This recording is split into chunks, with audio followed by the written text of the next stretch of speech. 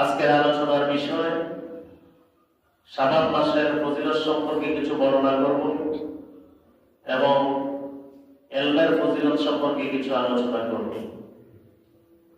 এই দুইটা বিষয়ের উপরে সামান্য কিছু সময় আলোচনা করব।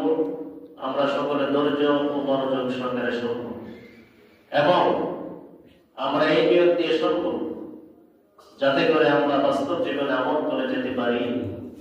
আল্লাহ যেন সেই তৌফিক দান করেন। সকলে বলি আল্লাহুম্মা আমিন। সম্মানিত হাজিরিন, আল্লাহ পাক রব্বুল আলামিন আমাদের মাঝে শাবান মাস দিয়েছেন। এই শাবান মাসটা একটা বরকতময় মাস। আল্লাহর হাবিব সাল্লাল্লাহু আলাইহি ওয়াসাল্লাম এই শাবান মাস আসলেই বেশি বেশি নফল ইবাদত বন্দেগী করতেন আর বেশি বেশি দোয়াটা করতেন, আল্লাহুম্মা বারিক লানা ফি রজব ওয়া শাবান ওয়া বাল্লিগনা রমাদান।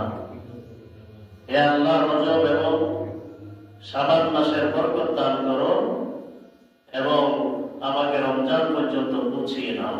সুবহানাল্লাহ। আমাকে রমজান পর্যন্ত আমার হায়াত বৃদ্ধি করে দাও।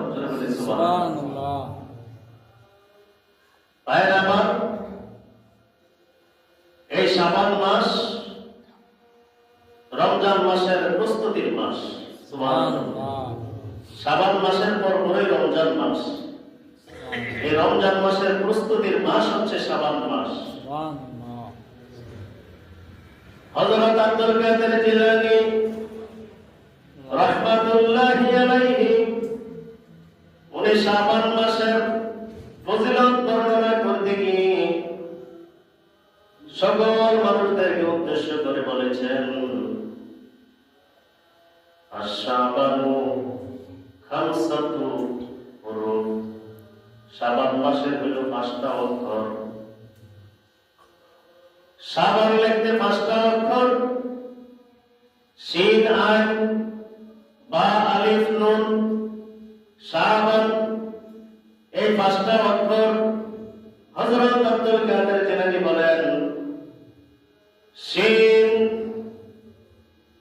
শিন হইল শারফুন।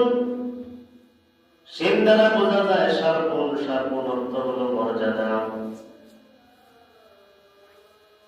ওয়াল আইনু মিন নুজুমুন।